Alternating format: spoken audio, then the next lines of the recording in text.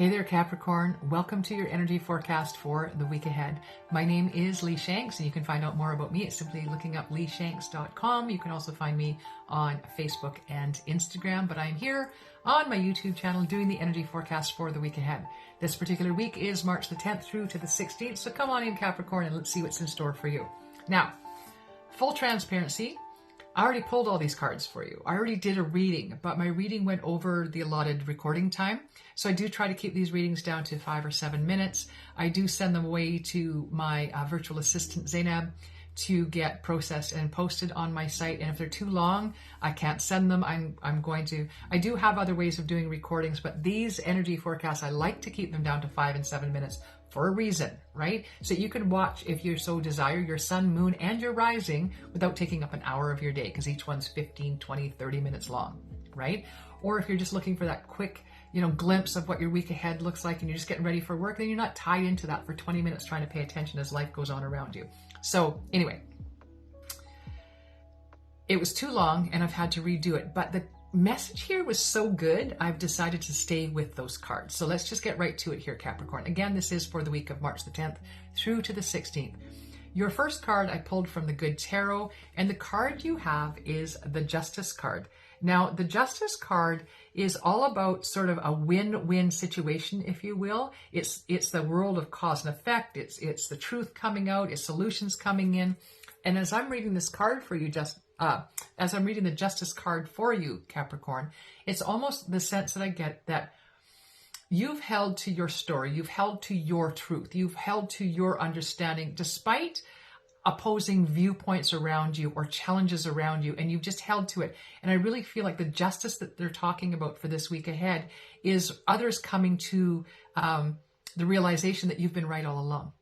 Right? That's the justice that's coming in for you. It's this cause and effect where you, the cause, you standing in your cause, if you will, and the effect of that is people coming around to your point of view, which means I feel like more supportive for you. That's the story that I've got coming in, is that there's more support around you as people see, in fact, that you were standing in your truth and you were holding to that. And there's almost a sense of admiration for you being able to do that, despite or in spite of all of the opposition you may have been facing.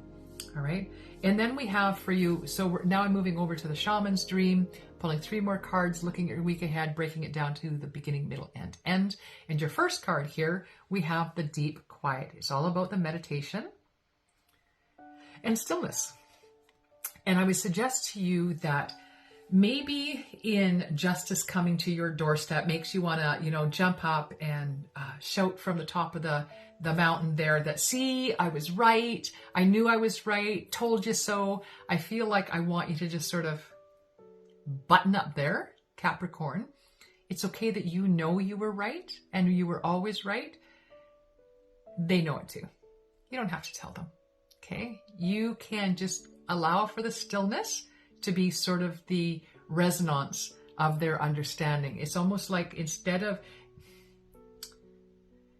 you saying I was right all along or I told you so, by you sort of biting your tongue and holding on, it almost makes the realization for the other party that much stronger, that much more effective, if you will, right? And I feel like that's the stillness that's being talked about here. But there's also that meditative state where you just go quietly within. Okay. Now, I know lots of people say, oh, I can't meditate. Yeah, you can, right? You just have to understand what meditation is. It's a state of mind, right? It is not always sitting with our legs in the lotus position, repeating a mantra or a chant, although that would be the beautiful way to do it. And I would encourage you to try to get to that point. But in the meantime, all I'm asking you to do is to get into a meditative state of being. So whatever it is that you do in your life, whether it's mechanics, painting, needlepoint, going for a walk, whatever it is that you can invite into your life that allows you to sort of lose track of time. When you're in that state of being where you're losing track of time, it tells me that you're in that meditative state of being, which means that you're not hardwired thinking about things. You're just allowing thoughts to come and thoughts to go, right? You're not trying to solve problems. You're just trying to sit in the now, maybe just simply following your breath in and following your breath out, allowing that to be your meditative state. Okay. And you can do that. You can tell yourself, because listen, if you tell yourself, I can't do that, of course you can't. Your words become your reality, right? If you say, oh, I can do that for 2 minutes. I can follow my breath in and out for 2 minutes. Sure, I can. Of course you can. And that's a meditative state. And even 2 minutes a day can change things for you. Okay, I promise you that. So it allows you to sort of open your mind, if you will, instead of focusing on your mind and pulling your awareness into your mind and your brain and trying to think through things. It allows you to sort of relax and just open up your mind to the possibilities that may come in for you, that you may be inspired by, right?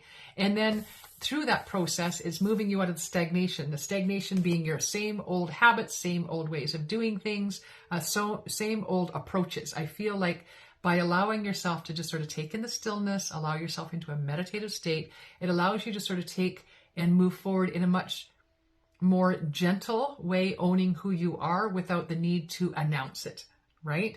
And